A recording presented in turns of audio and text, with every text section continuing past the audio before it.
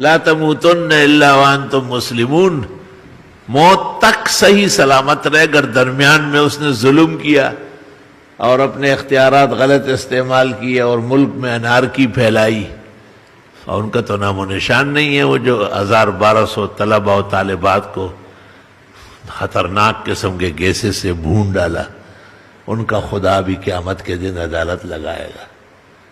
اور قیامت سے بہت پہ افسوس، صد افسوس. یہ بھی اپنے آپ کو عادل کہتے ہیں. جو سب سے بڑا تاریخ کا ظلم ہوا ہے، جو چنگیز خان و ہلاکو کے زمانے میں نہیں ہوا، جو رنجیت سنگھ نے نہیں کیا، ایسے بدترین قسم کے زیادتیاں ہوئی ہے. کس نے کی ہے اور کون کرتا تھا، یہ تو ہر شخص جانتا ہے کہ جو برسر اقتدار ہوتا ہے وہی ملزم سمجھا جاتا ہے. کیا حضرت عمر نے نہیں کہا تھا لو مات الکلب جائعا علی شط الفرات لعمر یسأل عنہ یوم القیامہ. اگر دریائے فرات کے کنارے کوئی کتا بھی بھوکا مرا تو عمر سے سوال ہوگا کہ خلیفہ تو آپ تھے، مخلوقات کو رزق کیوں نہیں پہنچتا تھا، کس چیز کے خلیفہ تھے؟ تو ایسے ادھر کو ساتھ ملا، ادھر کو ساتھ ملا، اڑیاں دا بڑیاں، دڑیاں دا گڑیاں.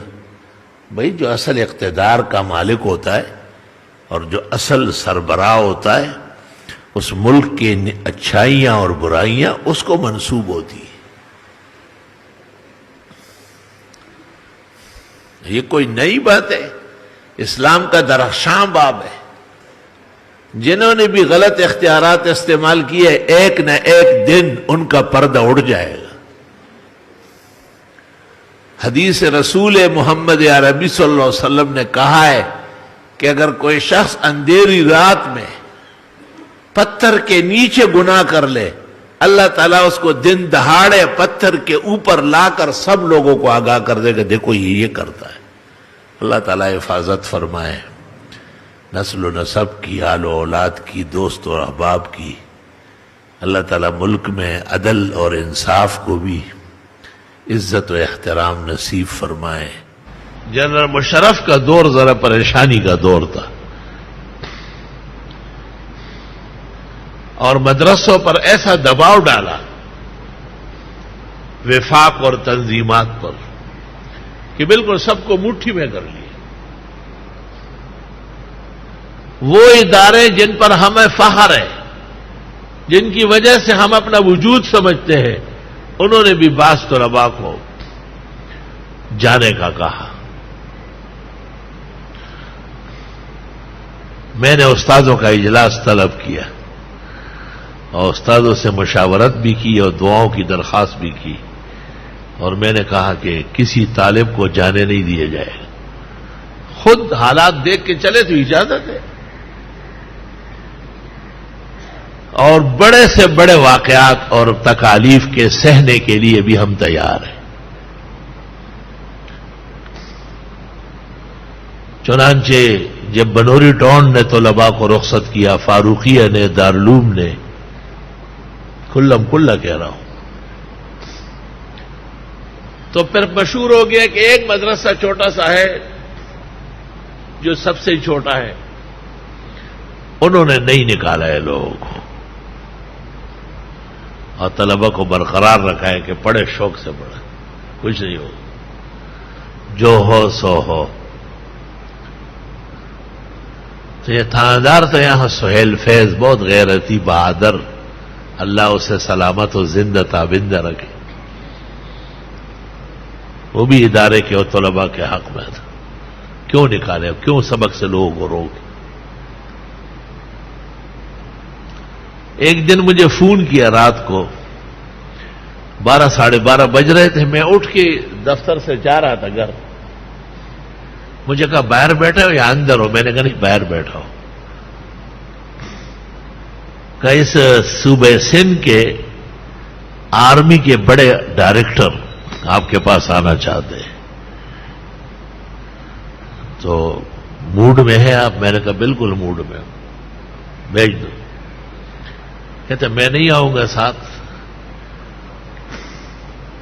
لیکن آپ تسلی سے کلام کریں. میں نے کہا اللہ مدد کرے گا. وہ آیا، ایک بڑا خوبصورت افسر آیا، بہت روشن چہرہ، منور معطر، سامنے پلر کے ساتھ کھڑا ہو گیا، 17 رکعتیں پڑھی عشاء کی نماز. یہ لوگ 17 رکعت پڑھتے ہیں. پھر یہاں سے فارغ ہو کے وہاں آیا، سلام کیا. میں نے کہا بیٹھو. میں نے کہا بھائی کوئی چائے وائے؟ اس نے کہا نہیں میں یہ کام نہیں کرتا. میں نے کہا چلو اٹھاؤ بھائی. آمدم برسر مطلب، جس کام کے لیے آئے ہیں بیان بتائے. یہاں کون لوگ پڑھتے ہیں؟ میں نے کہا مسلمان پڑھتے ہیں. کہاں سے آئے؟ میں نے کہا پاکستان سے آئے. ان کے پاس کاغذات، ویزے اور سب برابر ہے. میں نے کہا وہ امیگریشن کا اور پاسپورٹ آفس کا کام ہے، آپ کے اداروں کا. یہ خدائی ادارہ ہے. ہمیں اگر ہندو اور سکھ بھی آئے کہ کلمہ پڑھا لو، ہم پڑھائیں گے. یہ ہماری ذمہ داری نہیں. کہتے ہیں پاکستان میں رہتے ہوئے پاکستان کا قانون ماننا پڑے گا. میں نے کہا سر آنکھوں پر جو ماننے کا قابل ہو. میں نے کہا کہ میں 8 منٹ کلام کرنا چاہتا ہوں اس موضوع پر. وہ 8 منٹ کے بعد پھر آپ کو اختیار ہے جو چاہیں گے. آپ تو اعلی نال افسر ہے صوبہ سندھ کے. میں نے 8 منٹ میں اپنی بات پوری کی. ایک خیر اللہ ترکمانی یہاں دور حدیث میں تھا. میں نے کہا اس نے ناظرہ اور چھوٹے درجات سے یہاں پڑھا ہے، اب یہ 10-12 سال میں دور حدیث پہنچا ہے. آپ کے اور مشرف صاحب کے امریکہ نوازی نے اس کو کہنا شروع کیا ہے کہ آپ یہاں سے چھوڑ دیں. کس جرم میں یہ سبق چھوڑ کے جائے؟ امریکہ تبدیل ہوا ہے جہاد کے بارے میں، ہمارا ایمان تبدیل نہیں ہوا ہے. آپ مسلمان افسر ہیں، آج ہے کل ریٹائر ہوں گے.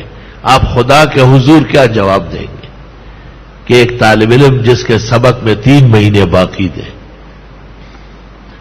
اس کو آپ نے اس لیے کہ امریکہ کا کہنا یہ ہے کہ مدرسوں پر دباؤ بڑھا ہے. افسر روتا ہے، رو رہا ہے.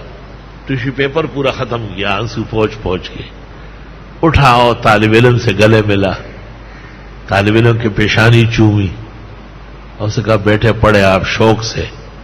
یہاں سے پورا کرنے کے بعد 1 سال حضرت کے پاس اور گزارے.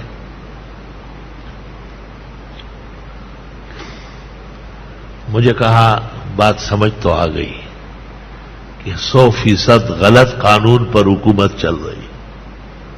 خالص مغرب نوازی ہے، انسانیت اور اسلام سے دوری. اور آفرین ہے آپ کے سمجھانے پر. اور انشاءاللہ تعالی ہماری مدد جاری رہے گی. ہم دوسرے طرز سے اب ملیں گے مدرسوں میں. 1 گھنٹے بعد تھانیدار کا فون آیا، کہنے لگا ہمارے ڈی جی کو داخلہ دے رہے ہیں، سنا داخل کر رہے ہیں درجہ اولا میں. کہنا وہ سخت متاثر ہو کے آیا ہے اور کہتے شیخ نے مجھے سمجھایا ہم کو ایسا نہیں کرنا چاہیے، ہمیں مسلمان رہنا ہے اور مسلمان مرنا ہے، اور ایسا کر کے ہم مسلمان نہیں رہ سکیں گے. الحمدللہ